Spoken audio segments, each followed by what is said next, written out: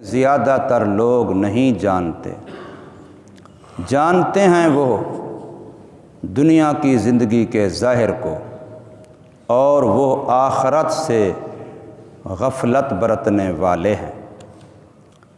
سورہ روم کی آیت نمبر 6 اور 7 آپ حضرات کے سامنے پڑھی اور ترجمہ کیا ہے۔ پچھلی آیت میں تھا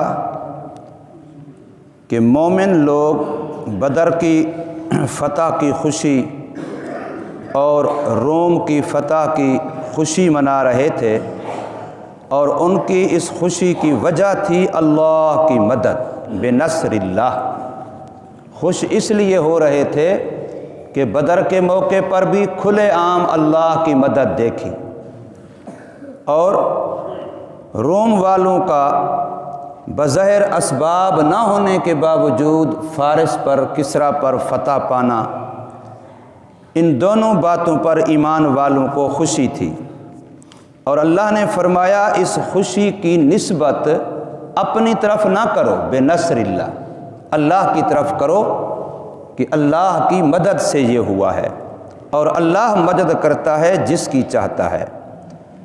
اب آگے فرمایا جا رہا ہے کہ ایمان والوں کی مدد یہ اللہ کا وعدہ ہے کہ ایمان والے جب ایمان کے تقاضوں کو پورا کریں گے تو رب کائنات کا وعدہ ہے کہ اللہ کافروں کے مقابلے میں ایمان والوں کی مدد فرماتے رہیں گے۔ یہ اللہ تبارک و تعالی کا وعدہ ہے، وعد اللہ کا وعدہ ہے، اور رب کائنات اپنے وعدے کے خلاف قطعاً نہیں فرماتے۔ لا یخلف اللہ وعدہ، اللہ اپنے وعدے کی خلاف ورزی نہیں کرتے۔ اللہ تبارک و تعالی نے تو اپنے دین کے اندر بھی مستقل یہ مسئلہ بنایا کہ وعدے کی خلاف ورزی نہ کرو، وعدے کی خلاف ورزی کو گناہ کبیرہ قرار دیا ہے، اور وعدے کی خلاف ورزی پر سخت وعیدیں ہیں، اور وعدہ پورا کرنے پر اللہ کی طرف سے انعام کا وعدہ ہے۔ لیکن فرمایا وَلَٰكِنَّ أَكْثَرَ النَّاسِ لَا يَعْلَمُونَ، اکثر لوگ اس حقیقت کو جانتے نہیں ہیں کہ اگر ہم دین پر پکے رہیں گے تو اللہ ضرور ہماری مدد کرے گا۔ دین پر آپ پک جائیں، حق پر آپ پک جائیں، سچ پر آپ ڈٹ جائیں تو پھر یقین رکھیں کہ اللہ آپ کو تنہا نہیں چھوڑیں گے۔ اللہ تبارک و تعالی پھر آپ کو بے یار و مددگار نہیں چھوڑیں گے، ضرور آپ کی مدد فرمائیں گے۔ شرط اتنا ہے کہ آپ حق پر ہوں، آپ سچ پر ہوں۔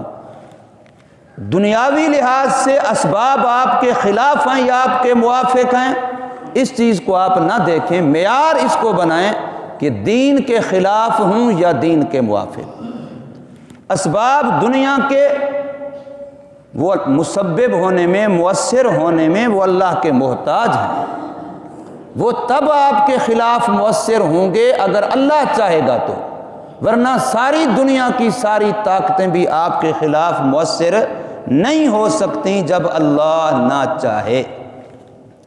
آپ صرف یہ دیکھیں کہ میں جہاں پر کھڑا ہوں یہاں دین کے خلاف ہوں یا دین کے موافق ہوں۔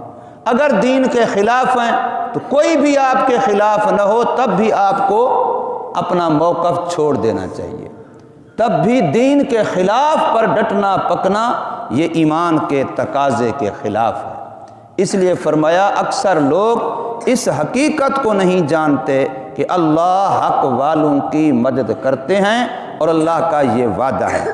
ہاں البتہ لوگ اس چیز کو جانتے ہیں کہ دنیا کا جو ظاہر ہے، اب دیکھیں ایک طرف اللہ فرما رہے ہیں وَلَٰكِنَّ أَكْثَرَ النَّاسِ لَا يَعْلَمُونَ، اکثریت لوگ، جمہور جن کو ہم کہتے ہیں، گنتی کے لحاظ سے اگر دیکھا جائے تو زیادہ لوگ وہ ہیں جو حق کو نہیں جانتے، جو اللہ کو نہیں جانتے، اللہ تبارک و تعالی کے احکامات کو نہیں جانتے۔ اکثریت ایسی ہے، یہ قرآن مجید کہہ رہا ہے، لیکن ساتھ ہی قرآن لا یعلمون کے ساتھ کہتا ہے یعلمون، جانتے ہیں، لا یعلمون نہیں جانتے، اور ساتھ ہی کہتا ہے یعلمون جانتے ہیں، لیکن جانتے کس کو ہیں؟ ظاہرا من الحیات الدنیا، صرف دنیا کی زندگی کے ظاہر کو جانتے ہیں، یعنی دنیاوی زندگی کے بھی صرف ایک رخ کو جانتے ہیں، دوسرے رخ کو نہیں جانتے۔ اس کو تو جانتے ہیں کہ تجارت کے لیے سامان خریدنا کہاں سے ہے، اس کو بھی جانتا ہے تاجر کہ بیچنا کہاں ہے، کوالٹی کون سی چل رہی ہے، زراعت والے کو پتہ ہے کہ بیج کون سا لینا ہے، ڈالنا کتنے کون سے موسم میں ہے، کیا کس وقت اس کو سپرے کرنی ہے، کس وقت پانی، کس وقت فلاں، یہ چیزیں دنیا کا ظاہر ہیں۔ اس کو تو جانتا ہے مکان کیسے بنانا ہے، نقشہ کیسا، مستری کیسا، یہ باتیں تو جانتا ہے، لیکن یہ نہیں جانتا دوسرا رخ کہ بھی یہ مکان کب تک رہے گا، یہ دنیا کی تجارت میری کب تک چمکے گی۔ جو دوسرا اس کا پہلو ہے فنا والا، بے وفا والا، اس نے آج تک کسی کے ساتھ وفا نہیں کی تو میرے ساتھ کیا کرے گی کہ میں جو اپنی تمام تر صلاحیتیں اسی دکان پر، اسی مکان پر، اسی زراعت پر، اسی ملازمت پر، اسی تجارت پر سب کچھ لگائے جا رہا ہوں، تو میرے سے پہلے ان چیزوں نے کس سے وفا کی ہے کہ یہ چیزیں میرے سے وفا کریں گی؟ پہلے بھی تاجر آئے اور گئے، پہلے بھی مکان بنانے والے آئے اور گئے، پہلے بھی زراعت والے آئے اور گئے، پہلے بھی بڑے بڑے مالدار آئے اور گئے۔ میں نے اگر تیر مار لیا تو میں کیا کر لوں گا، میں نے بھی تو جانا ہی ہے۔ اب یہ جو دوسرا پہلو ہے دنیا کی زندگی کا، فنا والا، بے وفا والا، فرمایا اس کو نہیں جانتے۔ یعلمون جانتے ہیں، لیکن ظاہرا من الحیات الدنیا، دنیا کی زندگی کا بھی صرف ایک ظاہری رخ جانتے ہیں، دوسرا رخ نہیں جانتے۔ آپ دیکھیں جتنی ہماری محنت ہو رہی ہے، حتیٰ کہ ہمارے تعلیمی اداروں میں جو محنت ہو رہی ہے، پی ایچ ڈی تک جو ہماری محنت ہو رہی ہے، ایم فل تک جو ہماری محنت ہو رہی ہے، پرائمری سے لے کر کے کالجوں، یونیورسٹیوں میں، تو ہمیں صرف دنیا سکھلائی جا رہی ہے کہ پیسہ کمانا کیسے ہے۔ ڈاکٹر بنایا جا رہا ہے تب بھی، انجینئر بنایا جا رہا ہے تب بھی، کوئی اور شعبہ سکھلایا جا رہا ہے تب بھی، کہ اگر آپ یہ کر لیں گے تو آپ کی بڑی کار ہوگی، بڑی کوٹھی ہوگی، بڑا بنگلہ ہوگا، بڑا بینک بیلنس ہوگا، آپ یہ کر لیں گے۔ اور یہ دنیا کی زندگی کا ایک رخ ہے۔ دوسرا رخ جو اس کا بے وفا ہونا ہے، فنا ہونا ہے، باقی نہ رہنے والا ہونا ہے، یہاں سے کوچ والی بات ہے، وہ دوسرا رخ وہ نہیں سکھایا پڑھایا جا رہا، اس کی طرف ہماری توجہ کم دلائی جا رہی ہے، حالانکہ وہ ایک اتنی واضح پہلو ہے کہ ہر چڑھتا سورج ہمیں غروب ہوتا ہوا روزانہ نظر آتا ہے۔ اگر طلوع ہوتا ہوا دیکھتے ہیں تو اس کو غروب ہوتا ہوا بھی تو اپنی آنکھوں سے دیکھتے ہیں۔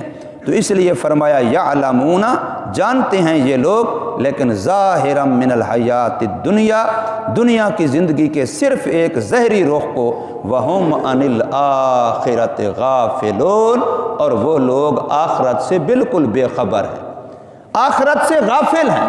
کئی دفعہ میں نے عرض کیا ہے کہ تاجر تجارت کرتے ہوئے اپنی آخرت بنائے گا، ملازم ملازمت کرتے ہوئے اپنی آخرت بنائے گا، زراعت والا زراعت کرتے ہوئے اپنی آخرت بنائے گا، مزدور مزدوری کرتے ہوئے اپنی آخرت بنائے گا۔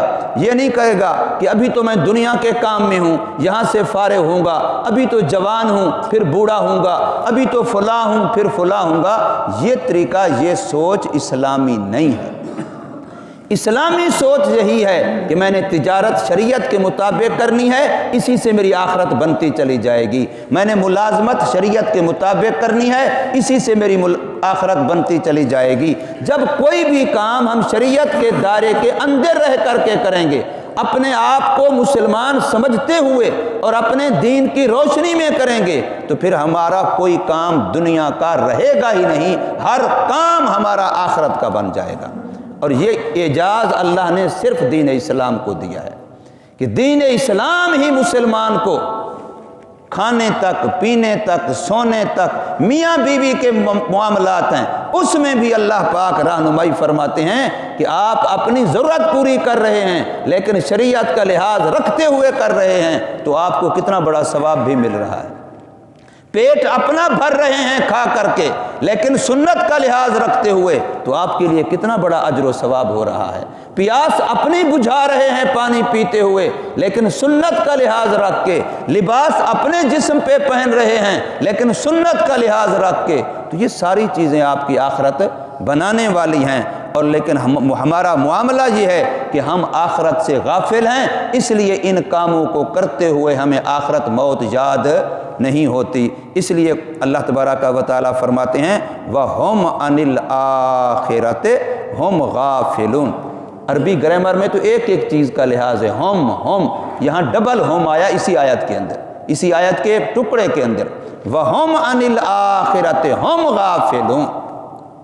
آخرت سے بے خبر ہیں، مکمل طور پہ بے خبر ہیں، توجہ ہی نہیں جاتی، خیال ہی نہیں جاتا۔ بھی کھانا کھا رہے ہیں، بس کھا رہے ہیں، جانور بھی کھا رہا ہے، پیٹ بھر رہا ہے، اور جانور کا مالک بھی بیٹھا کھا رہا ہے، وہ بھی پیٹ بھر رہا ہے۔ تو مسلمان نے آخرت کو یاد رکھنا ہے، آخرت سے غافل ہونا یہ مسلمان کی شان کے خلاف ہے۔ اللہ تبارک و تعالی ہمیں عمل کی توفیق عطا فرمائے۔